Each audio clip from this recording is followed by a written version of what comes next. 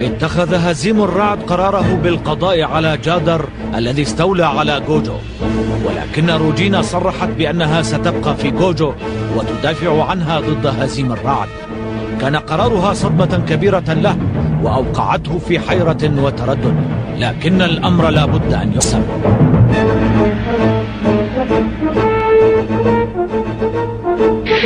أحرق جادر قلعة مدينة بوت عاصمة جوجو، وبنى قلعة جديدة في مدينة سايو عاصمة الإمبراطورية السابقة، ثم انتقل إليها وأعلن نفسه إمبراطورا للمجرة.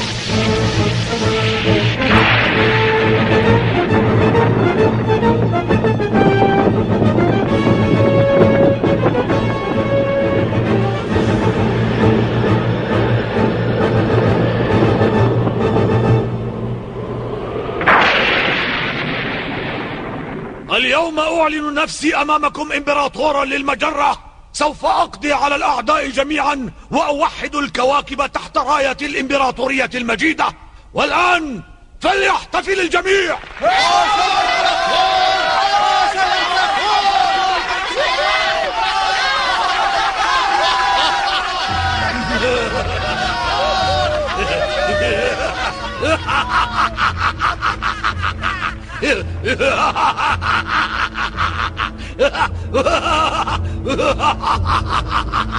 وأخيرا أصبح هذا الرجل الدموي إمبراطورا.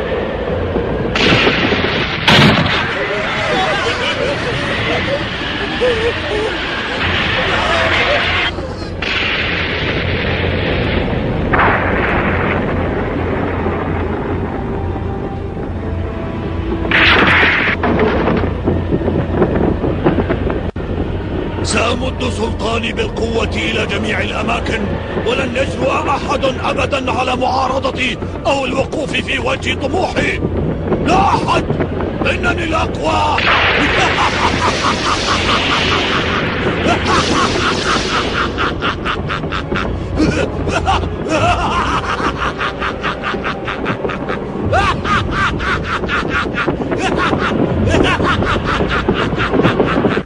جادر نصب نفسه إمبراطورا؟ وصلني هذا الخبر قبل قليل للأسف. شاهين، قلت لي في الماضي إن علي أن أنتظر الوقت المناسب حتى أوحد المجرة. هل ترى أن هذا الوقت قد حان؟ نعم، لقد حان وقتك يا هزيم الرعد. سأفعلها يا شاهين، سأعلن الحرب. إذا دعنا نعقد مجلسا عسكريا بسرعة.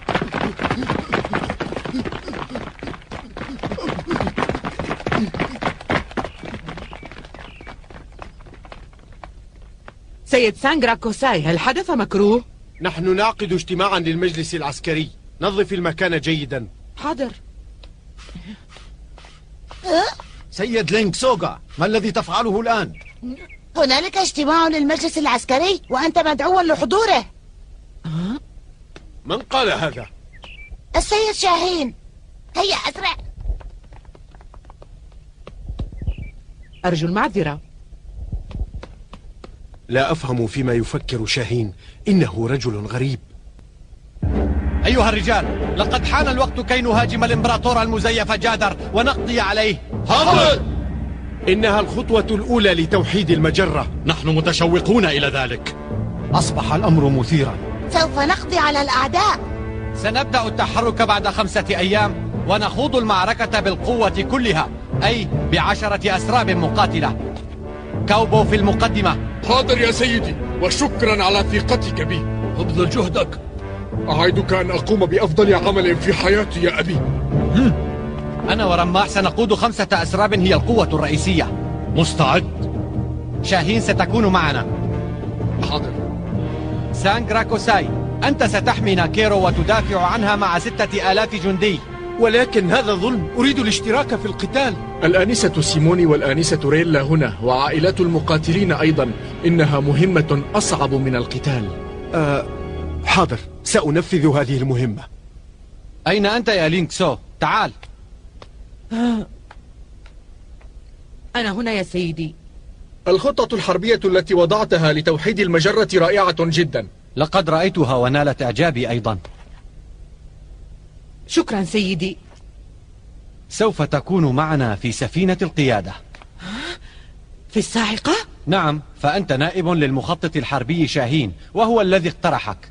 السيد شاهين هو من اقترحني؟ وأنا أؤيده. إياك والخوف عند القتال. سيدي القائد، سأكون عند حسن ظنك. سنخترق قوات العدو ونشن هجوما شاملا وسريعا. يجب أن تكون الحرب قصيرة وسريعة. لن ننتصر إن لم نقضي على جادر خلال 60 يوما فقط. خلال 60 يوما؟ لكن هذا الأمر سيكون صعبا جدا. يجب علينا أن ننجح في ذلك يا صخر. أجل، ستكون نهاية جادر على يدي أنا.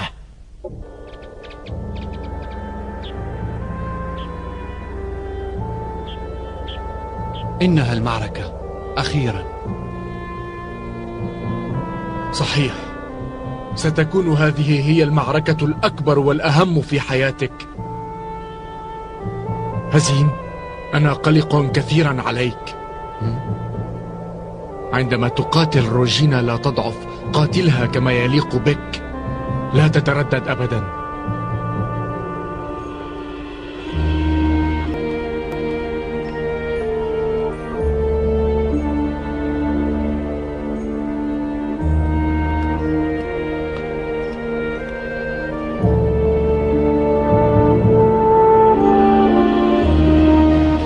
تحقيق الأحلام ليس سهلا.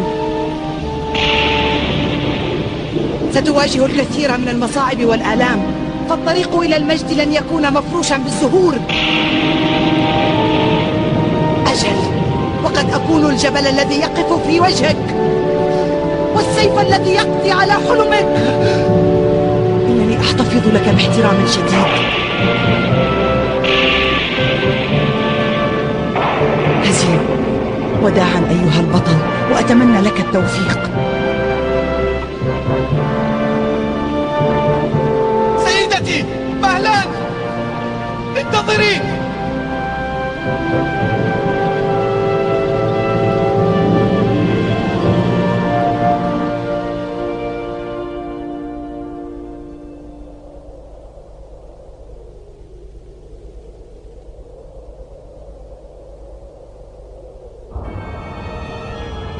خلال الأيام الخمسة التي تسبق التحرك، كان على قوات هزيم الرعد أن ترفع الجاهزية استعدادا للمعركة.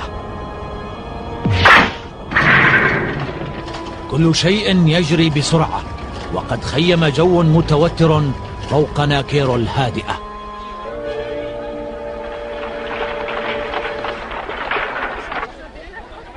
ماذا؟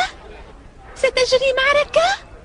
أخشى أن ينتصر جادر على هزيم ويهاجم ناكيرو. لا يا أنسة، علينا أن نثق بهزيم، لا داعي للخوف. وسانغرا كوساي سيحمي ناكيرو. أرجو لك التوفيق يا سانغرا كوساي. لما لا يحمينا هزيم؟ أنا لا أثق بغيره. هزيم سيكون في قلب المعركة ويقود قواته، ليس لديه وقت ليأتي ويحمينا، كما أن سانغرا كوساي قائد شجاع.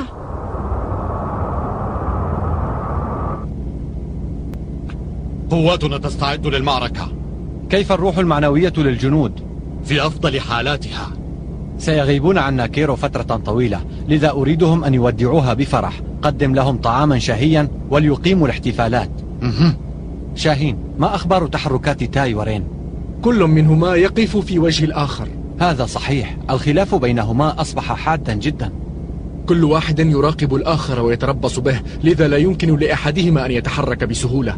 صحيح. لنفرض أن أحد الأطراف يتحرك، عندها يكون أمامه 3 خيارات: إما أن يهاجم جادر، وإما أن يهاجم قواتنا المتقدمة، أو يهاجم ناكيرو. لا تخف. هذا إذا استطاع الإفلات من خصمه الذي يراقبه. الخيارات كلها محسوبة، لكن يجب أن نبقى متيقظين وأن ننجز مهمتنا بنجاح في أسرع ما يمكن. روجو حاكم كوكب رين الذي التقى هزيم الرعد وقاتله ذات مرة، قام بضم شعوب المنطقة الجنوبية الأخرى، وحصل على قوة حربية تعادل قوة موسامي حاكمة تاي.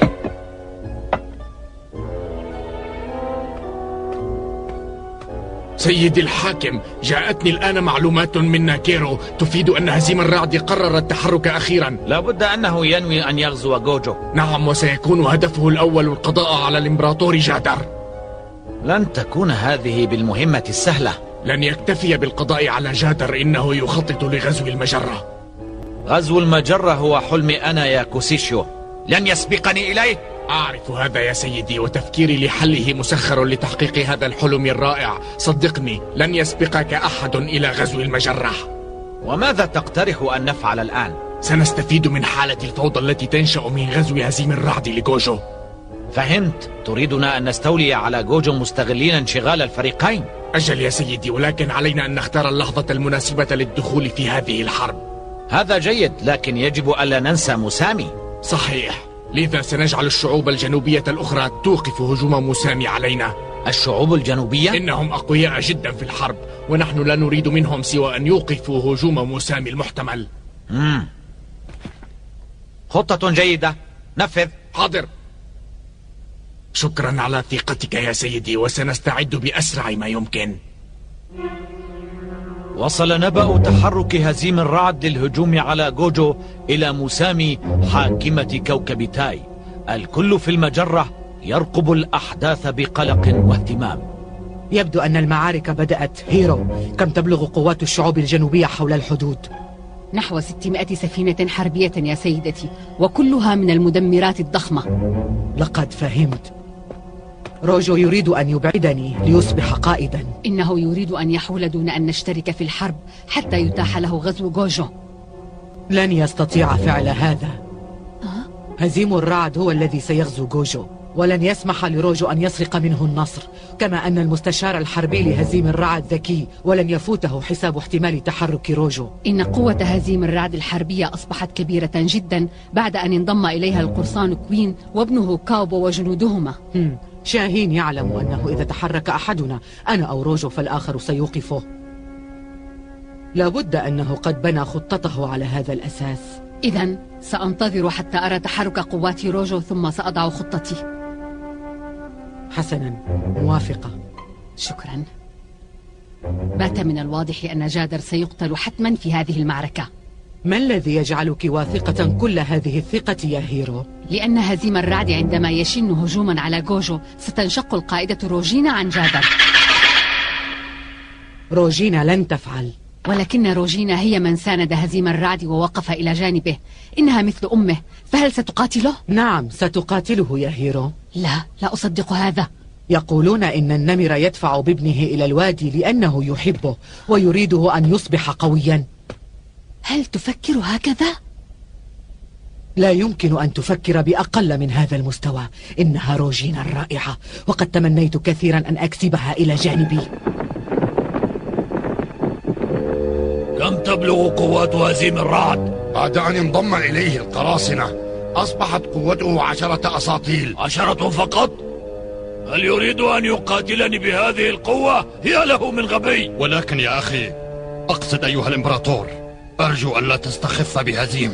جايان، أنت تبالغ في تقدير قوة هذا الولد. لا، ولكن لا أريدك أن تستخف به. سنقضي عليه بضربة واحدة. ما رأيك في هذا أيتها القائدة روجينا؟ أيها القائد جايان، عفوا أقصد الوزير جايان، أنت تخاف من هزيم كثيرا، ربما لأنك لم تنجح في قتله.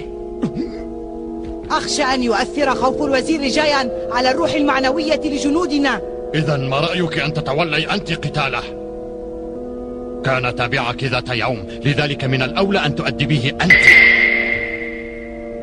يجب ألا تترددي أبدا. اقضي عليه. إنني مستعدة، سأنفذ هذه المهمة. إنها لك إذن.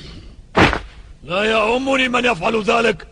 اسمعوني، اقضوا عليه بسرعة. هيا!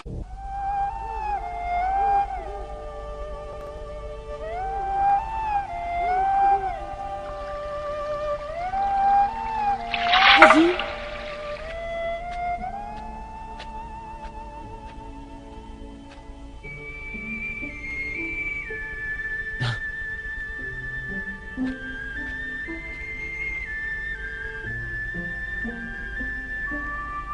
لم أتوقع مجيئك إلى هنا يا سيموني. اسمعني يا هزيم، هنالك أمر سأخبرك به. أي أمر؟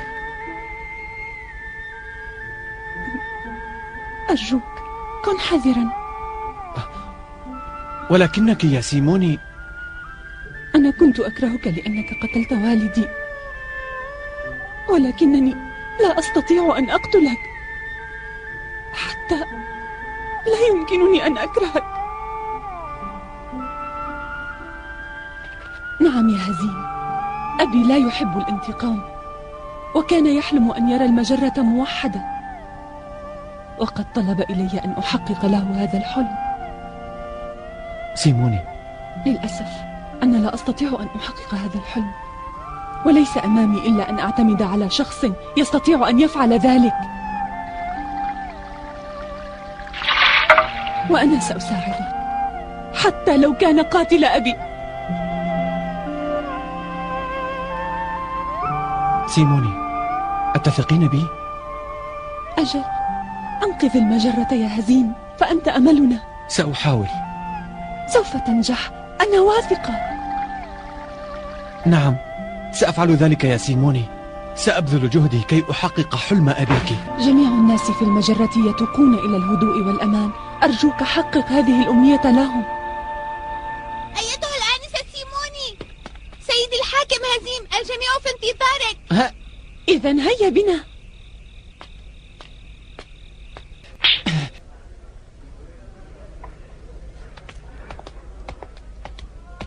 نحن في انتظارك. يبدو الطعام شهيا. إذن هيا نبدأ بالتهامه. اصمت أيها الجشع. نحن حقا في حاجة إلى احتفال قبل البدء بالمعركة.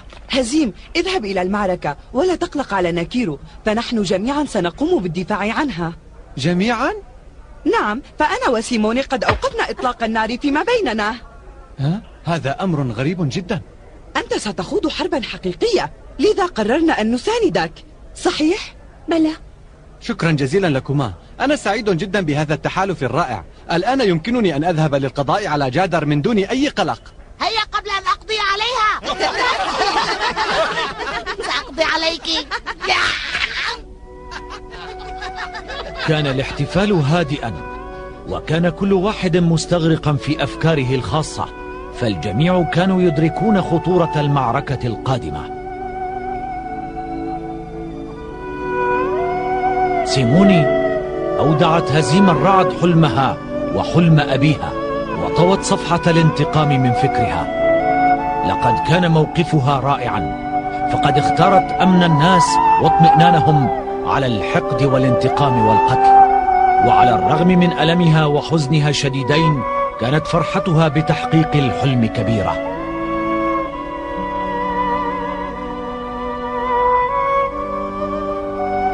هزيم الرعد فهم شعور سيموني واحترم موقفها جدا، وهذا ما أعطاه دفعا إضافيا للمضي نحو الأمان.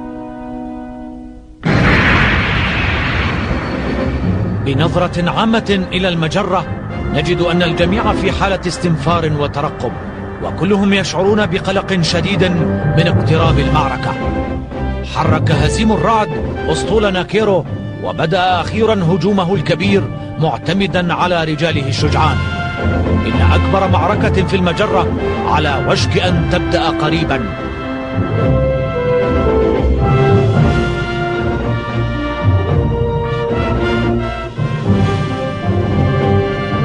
ترى من سيقف في وجه هزيم الرعد؟ روجو أم موسامي أم القائدة روجينا؟